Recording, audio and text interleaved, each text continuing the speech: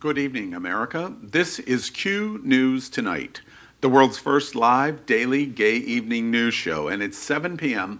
Monday, March 23rd, 2020. Welcome to Q News Tonight. We are live and unscripted, so anything can happen. Tonight, we bring you the news of a perspective from the LGBT, the news from the LGBT community, and a perspective of the news of the day. I'm your anchor, Al Ferguson, and these are my co-anchors, Aaron Darr and Napoleon Plays. So let's cue up the news. We begin by queuing up the USA to report on coronavirus, and specifically, Senator Rand Paul tests positive for coronavirus. Before we discuss the story, we've prepared this. Watch. Very, very unhappy to hear that Rand Paul has been diagnosed with COVID-19. Wish him the very best. He's compromised given health conditions he's had in the past, and so we'll be praying for him and thinking about him.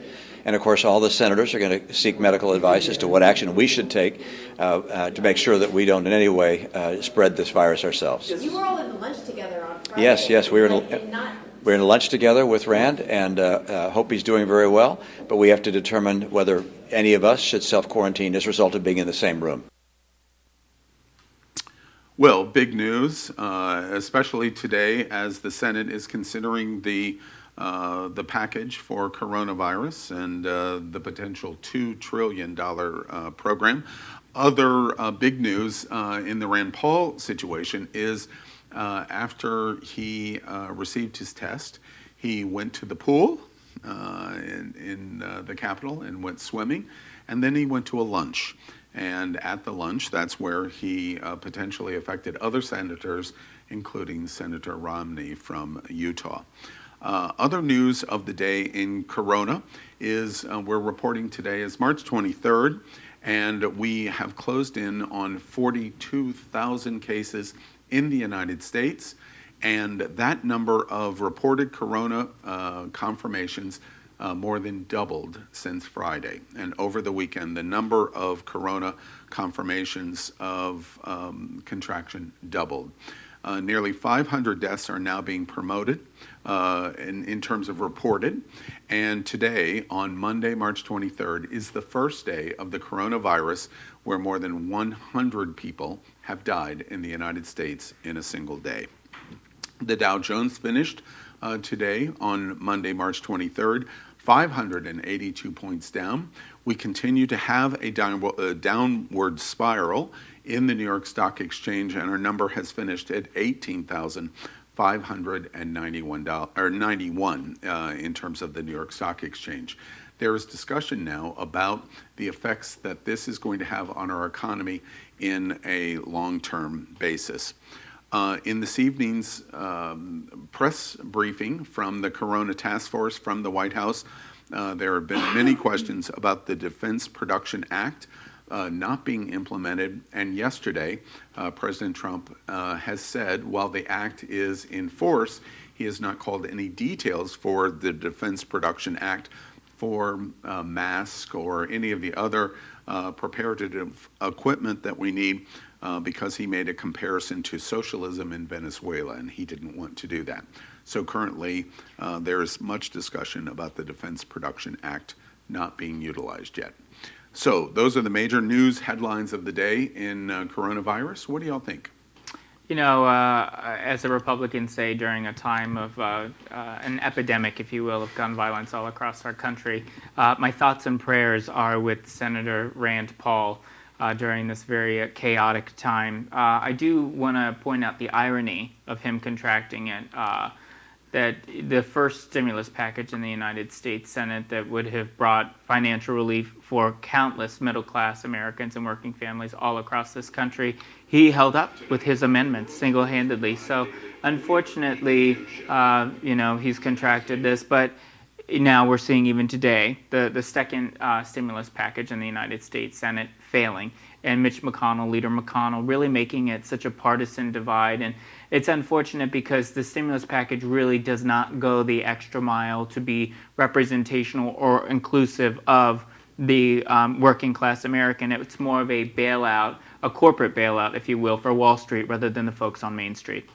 It is interesting. I think that this is one of the first of many different government representatives that will test positive, and I think this is where it's going to get scary for a lot of the constituents that are looking at their leadership that don't really have much of this game played out. They don't know what to do, and a lot of people are going to be fearful. However, what's exciting about this, if that is a proper word to use, is that at least now with more knowledge, we have better ways of testing and better ways of knowing who's impacted, and now know better ways that we should be isolating. So I'm hopeful that with Rand Paul testing positive, he will promote being more isolated, will promote being a better social civilian at this point. I've been isolating myself from Rand Paul for years, so practice makes perfect, Rand. That's funny. At this hour, the U.S. Senate is still battling over the stimulus package in the Senate. If you're confused, the standout is what's holding up the battle between Mitch McConnell and the Democrats is in the $2 trillion stimulus package, $500 billion that is going to be a large corporate bailout with no strings attached. It basically is what is considered a black hole, meaning $500 billion can be spent in any way designated later. And the Democrats are saying no, they will not go along with that because there is no oversight in terms of how that money is going to be spent. Well, that money essentially is going to be given to a big corporation, for example, and there's no faith, or for example, that money is going to be shared with their workers that help them to produce those funds. And the proof of that, which I think this is a lot of political grandstanding that is going on at this hour in the U.S. Senate, is the proof of that is the tax cut. A very significant amount of the $1 trillion tax cut that took place was utilized for stock buyback purchases for CEOs and major corporations. So history in this administration is on the side of that. Even President Trump has said he was not favorable to the stock buybacks that took place. And so the Democrats this time are saying without strings attached to where that money is going to go, it is not going to be authorized. So good evening again, America. It's 7 p.m. Monday, March 23rd, 2020. It is time to queer up the news. We are literally out of the closet and into the headlines. So many of your stories tonight. Next on Q News Tonight. Tonight on the world's first live daily queer evening news show. Tonight's news about the gay community and the news from an LGBTQ perspective.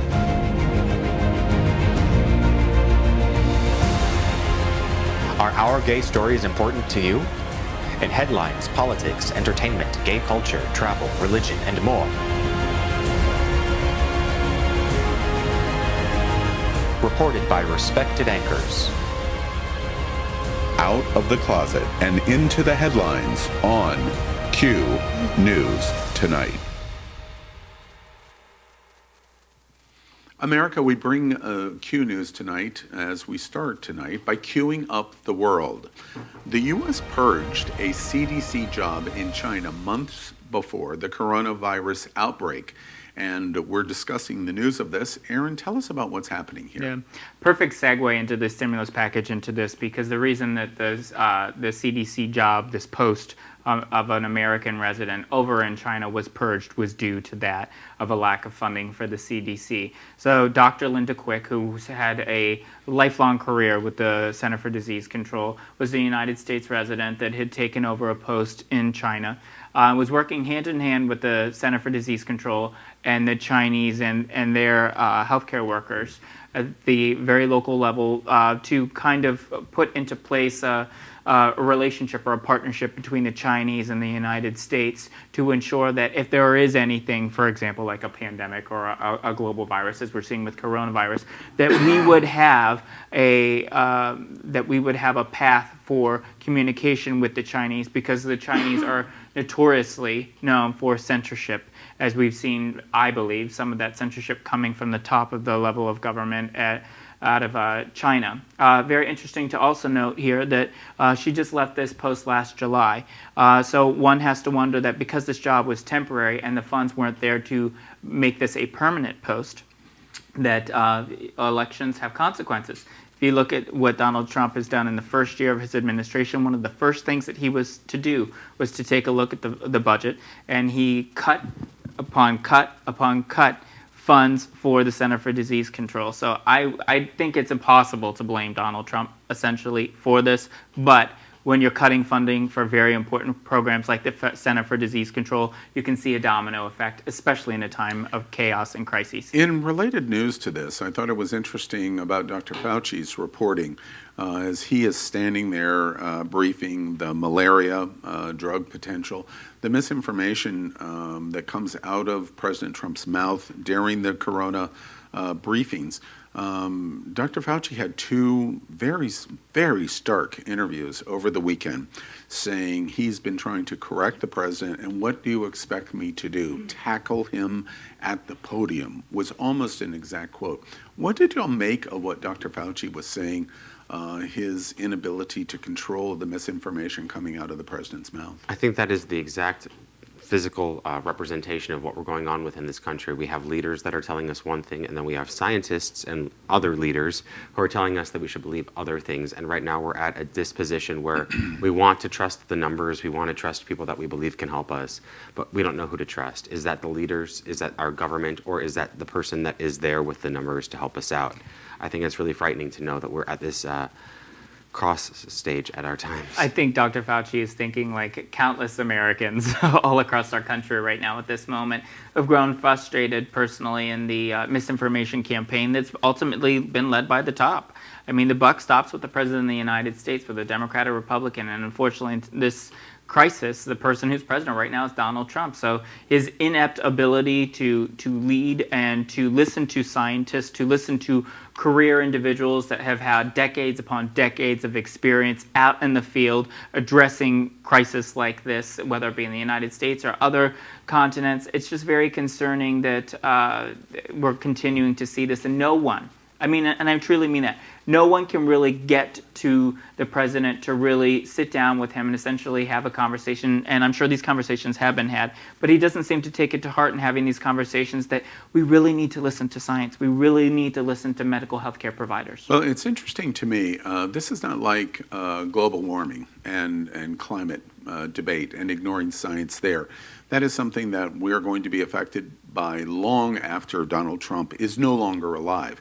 This is a situation like what the Surgeon General said just this morning. I posted this in one of my posts. The Surgeon General said this week it gets really bad. It does, yeah. So the president can't ignore the science that's in front of us, and we can only hope that he will start to heed the warnings of his own science and health professionals around him to pay attention about what is going on. We continue in queuing up the world tonight to report that over 140 LGBTQ plus couples got married in a mass wedding today in Mexico. Aaron, tell us about that story. This is actually adorable. I love this story personal. So in lieu of the 10th anniversary of the legalization of marriage equality in Mexico, and a recent development that we've seen, which we're so excited about, which is our T and LGBT, so our trans brothers and sisters, are legally now allowed to recognize themselves as having their name, their last name changed. So now that as long as they meet this deadline of 2 weeks prior to this marriage ceremony, all the paperwork's been processed. They can then, in return, go on and marry their spouse in said ceremony. So they've registered for this as long as they've had their last name changed. So this mass ceremony is over 140 LGBT individuals, couples, that have been able to really partake in marriage and something that has once been deemed to be traditional, but now is universal for everyone in Mexico. I think that is absolutely beautiful. It's important to hear everybody's voice from around the world, wherever you may be, and it's important to hear our voices here. Of course, we bring you the LGBTQ voices of South Florida, and we want to ask you, all of America, are LGBT voices important to you? Can the news of the world have a gay community perspective? If you, like us, think the answer is a resounding yes, then like and subscribe to Q News Tonight on YouTube and on Facebook. Do our gay cultural stories impact you, your friends, and family? Start a watch party. Get your circle involved in our conversations, as it supports the entire gay community. It's as easy as that. We continue by queuing up business tonight. reporting about Amazon. And once upon a time, we all believed that Amazon Prime Delivery was going to be the savior of the world. But we report tonight that Amazon Prime Deliveries may be delayed up to a month because of coronavirus. Napoleon, tell us about what's happening here at Amazon. That's right. We've got a sound video so you can watch some of it going on in the back, but unfortunately, Amazon is delayed. Obviously, with everything going on with Corona, they're experiencing a lot of delays, and they want to make sure that the essential items go out, that anything that might be vital for someone's survival, whether it be obviously not a ventilator, but just health, anything that's related to health is getting out there. So the 2-day prioritization has been put on postponement, and only essential items from Amazon are going out. They've also gone as far as to boost their wages by about $2 because they want to make sure that the employees are there, can afford their health care, and can continue to work, because we know that there's a lot of employees in their warehouse. So they're doing their best to make sure that we can continue to receive our shipments over the next few months while this crisis hits us. Aaron, what are you going to do about the slow food delivery that's going on at Amazon? Oh no, I've actually been I've been cooking a lot at home recently, Oh, have you? and I've not been taking advantage of the 50% off all pizzas at Domino's. I doubt I it. saw the commercial and I was like, I oh did- my God, clench my pearls! I was so excited. I did that yesterday. I feel badly. It's so good. But, as this is a story that, of course, is going to continue to play out all across our country. And every step of the way, Q News Tonight is going to be there to watch it develop, because Q News Tonight is part of the Happening Out television network. As you know, we are the Daily News. We're also part of the most popular live gay TV show in the world every Wednesday night at 8 p.m. on It's Happening Out. It's a talk show like television's The View, but with a whole lot of gay people. And also, no one's pregnant. That's no one's exactly pregnant. right. Not yet. I don't know. I might be, but we'll see. We're excited, America, because we wondered in coronavirus, would you, the LGBT community, keep their focus on news and news talk? Last week at Q News Tonight, more than 100,000 of you watched us in YouTube, which is fantastic. And last Wednesday's It's Happening Out was watched by more than 500,000 of you on Facebook. So thank you for both products and your loyalty to what's going on in the news. We continue to queue up entertainment tonight to talk about Miley Cyrus. Miley Cyrus has stopped going to church in an announcement she made over gay conversion therapy. We've prepared some of her words about that. Watch this. Brought up because I was also brought up in a church in Tennessee at a time, in the 90s. So it was a less accepting time. I had some gay friends in school that the reason I kind of left my church was because they weren't being accepted. They were being sent to conversion therapies. And I had a really hard time with that. And I had a hard time with it as me finding my sexuality too. So I think now you telling me that I'm allowed to redesign my relationship with God as an adult and make it how it feels most accepting to me would make me feel so less turned off by spirituality. As RuPaul says, can I get an amen? So as our viewers just saw in that Instagram video between Hailey Bieber, yes, sister of Justin Bieber, who's very much so well known on YouTube for her makeup tutorials. She had a makeup tutorial with pop star Miley Cyrus. And in this back and forth between their conversation, both had mentioned that they were avid goers of church, or at least Miley at one time, who was brought up Catholic and recently had stopped going because of her gay friends having been exposed to that of gay conversion therapy. So in lieu of that, she left her to lead the church. Any thoughts about gay conversion therapy from your standpoint? We've talked a lot about gay conversion therapy on this show. We've spoken about our interpersonal relationships with people that have gone through it. I know that we've had many people on this, and It's Happening Out, that have gone through gay conversion therapy. And I'd like to say that I believe that the parents are there looking for the best in their children. It just still seems kind of scummy to me. I want people that go through that to be their best selves, and it seems hurtful to see who they are when they come out. One of the interesting things about this story is Miley Cyrus basically comes to the conclusion that she is going to reject church over gay conversion therapy. And I have to at least caution that position to say it is not all churches that are supporting that. And That's fair. It is not all religion rejecting the LGBT community. We continue to discuss that. And one of the examples of that, I just draw attention to it. On Sunday, a historic broadcast took place that is supported by the Happening Out television network. The largest LGBT church in the world is here in South Florida, called the Sunshine Cathedral.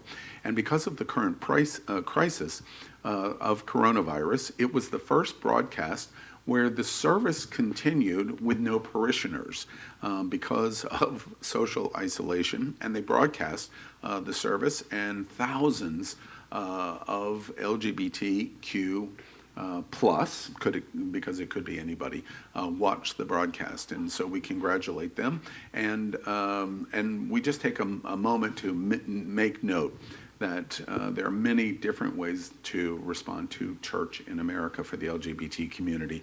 One size does not definitely fit all. We are tonight broadcasting from the World AIDS Museum. Here in the middle of this museum, an educational center here in Wilton Manors and Fort Lauderdale, Florida. We joke we are coming from the gayest place on planet Earth. Right immediately after our broadcast tonight, we are preparing, Aaron and Napoleon and I, a special appeal commercial to help the World AIDS Museum in terms of trying to remember during coronavirus, excuse me, our 501c3s, of which this is one. We can't forget them, and we're going to tell you more about that. We'd also like to thank our set designer, Concepto Modern Living here in Fort Lauderdale, for the help of preparing our set here in the middle of the World AIDS Museum. We continue to cue up gay culture tonight by reporting on a very strange story that we read about a man's girlfriend wondering if it was weird that her boyfriend was sending other guys pictures of his dick. Now, before we have that conversation, we've prepared this video. Oh, no, I'm sorry. We have video about it in terms of doing it. And Napoleon, you're going to tell us about what is going on there. I can, because it seems this is talkover, and that's okay, because I can watch them for a while. This related a lot to when I was a child, when I would Pokemon card collect, and I would try to figure things out with other people who were collecting their Pokemon, and that's sort of what I relate this story to. This man's girlfriend was wondering if it was weird to compare his penis size to his other friends, and the girlfriend said, yes, it was. But I say, I mean, I'm gay, but I say, no, it's probably not. Everyone wants to know how they stack up and how they compare. This guy was like 13 or something when he started doing this, and then it's happened since then. And this is reminiscent to me of the 90s. I know that I would make sure that I could see how I stack up to my friends. Of course, it's a little gay for you too, I'm sure. When you're gay, it's like a little different, right? I've never done that. Never done that. It's No. Okay, well, we won't get into those commentary right now, but it's about how you feel as a person. You just want to see, like, is my arm longer? Is my head bigger? Whatever. I have a big head, dude. So that's part of what was going on here, and I'm obviously I could be a little bit more sexually explicit, but I'd be excited to see that because that looks kind of fun. You know, I have to challenge the observation. If we were talking all gay, I would understand it. But his girlfriend makes the challenge of going, but you're straight and you're sharing it with guys to talk about your penis, which seems to go beyond, it's not sharing it with other girls to talk about size of penis. You don't think that there's some strangeness here? Nah, I think that's competitive. I'm competitive with other people that also have the penis because I Well, want to see, like, where's mine measure If out? you look at history, I mean, it's not uncommon. I don't know that I would call this gay. I mean, maybe like homoerotic, if you will, because I mean, if you look at times in ancient Greece and Rome, I mean, there were a lot of these kind of behaviors, maybe a little more explicit, or You mean 2,000 years ago? yeah, 2,000 years ago. So, I mean, do I think this is weird? No, I mean, these are younger people, and I think that this is maybe perhaps just a younger behavior. But I don't necessarily think that it makes them gay. But, well, what does it make them? I'm curious. It makes them friends of Aaron. It makes them, I guess, as Britney Spears would say, one of her perfumes, curious. Curious. Okay. Do you dare? Yeah, right. Okay. It's a very strange story. Again, if this was all gay guys, I wouldn't even bat an eye Are these over people it. not gay in the video? No. Well. Some of them. Look at those florals. That's the Look at those florals. That's the thing is where is the gay line? Are they just like flamboyant? What are they gay or not? It's not really fair to say that they're not gay. This is the boyfriend of the girlfriend who is sending it to other guys. That's the focus of this story. Sexuality is fluid, okay? We all have a fluid sexuality. Tell the girlfriend that. You don't believe in bisexuality. First off, don't out me on any subject, please. The girlfriend makes a decision that goes, gosh, this seems kind of strange that my boyfriend is doing it. That's the focus of this story that I'm exploring. I just think it's interesting. Any final thoughts on our gay culture, queuing up gay culture tonight? You can text Al Ferguson at 954. Right.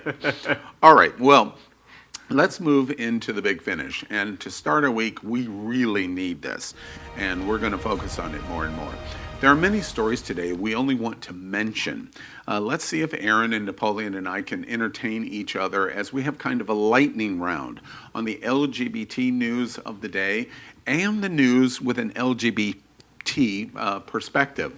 We'll try not to talk very long. And gentlemen, we understand our rules here in terms of these multiple topics that we're going to talk about, right? Yes, ma'am. All right, very good. Here we go. Q News Tonight, the big finish. Story number one, Harvey Weinstein has tested positive for the coronavirus. Yes, due in part to another disease called karma. I just wonder what's going to happen next. This poor dude is going to be tested and retested as he's tested the rest of his life for the 23 years he's in prison. Everyone wants him to have it, I'm sure, at this point. The sad thing about Harvey Weinstein getting coronavirus is he's in a demographic that has a very significant 14% mortality rate, unfortunately for Harvey. The big finish, Hobby Lobby, heard of them? LGBT community? The CEO of Hobby Lobby tells all of his employees to come back to work because his wife heard words from God. But you can only come back to work if I pay you minimum wage. I just imagine that the owner of Hobby Lobby was God or Santa Claus, and I'm about to go start working there right now. Hobby Lobby is one of the most anti-LGBT corporations in America, and God told them to come back to work in the midst of a corona pandemic. The big finish, Meghan McCain, she's pregnant and self-quarantining. Good for her. This is wonderful. I'm so excited for Meghan McCain. I think she's wonderful. She's like one of the few Republicans, actually, that I think has the chutzpah to actually stand up to the Trump Republican Party. I'm excited by that too, but I'm just curious because midwifery is such a thing right now. So many women are scared to go into the hospitals because they think that their baby could contract corona. So I applaud her for saying, hey, now is an age where being a midwife is okay, and if you have to do it out of the hospital, then that's what might be best for your baby. Meghan was a 2019 recipient of diversity honors in the LGBT community here in South Florida. We're very excited you're pregnant, Right. And we're also very confident that your self-quarantining is a reasonable but unnecessary precaution because you don't hang out at Mar-a-Lago or the Senate lunchroom. We queue up the big finish. Pot shops, let me say that again, pot, as in marijuana, are thriving amid coronavirus outbreak. Evidently, pot shops are thriving amid the coronavirus outbreak. So bring it on. I mean, if this is something that can help people curb some of their symptoms, perhaps, if they are sick, then I welcome this. I have to say that all people should protect their lungs, but if I'm not here for the next 2 days, you'll know where I'll be. Pot and coronavirus, respiratory disease, and something that most likely directly affects your respiratory system. It doesn't sound like a recipe of success to me. We continue in the big finish by talking about Bernie Sanders. The Bernie Sanders campaign raised $2 million over the weekend in 48 hours for coronavirus aid. Finally, something I can applaud Senator Sanders and his supporters for. But I will tell you, I'm very intrigued to see what his next moves are. Allegedly, Chris Matthews, him being sacked at MSNBC, Pete Buttigieg might be a news anchor. So I'm actually looking forward to Bernie Sanders' next move when they revamp Tales from the Crypt. That's actually exactly where I'm at because I'm ready for Cuomo to step up and take charge. I know that there's reports of him being reported better than everyone else that's running in terms of Biden, and Cuomo is going to be the leader of the Democratic Party. I have a little bit of hope for that. I was very excited at this news that my generation, baby boomers, were supporting the Bernie Sanders campaign. After all, it was no Gen Zers or millennials because they were all on the beaches in Florida over the weekend. God, we were. The big finish. Crowds packed California beaches despite a shelter-in-place order. In all seriousness, joking aside, this is why we can't have nice things. It's really a shame because people really need to take this self-isolation, this nesting, this quarantining very seriously. And by putting yourself in a situation where you're with others in such a close proximity, you're really endangering others in your community. This really reminded me of when you're in recess as a child and then the one person acts out and then they take away all of your abilities, and so you lose your rights, and so then you can't go to the store, then you can't go get groceries, then you can't go to the beach. The two people that are acting out here in Florida are the people that are keeping the rest of us from being able to do anything. And it's necessary, but it sucks because now our entire state has to shut down for public health, and it's the only option. Like in California, it's spring break here in Florida. And I can't tell you how sad I am that all weekend long I watch stories of just really stupid young people saying, I don't care anything about the coronavirus. It's only killing old people. You are dumb. You're going to become an old person. And you are dumb. The big finish.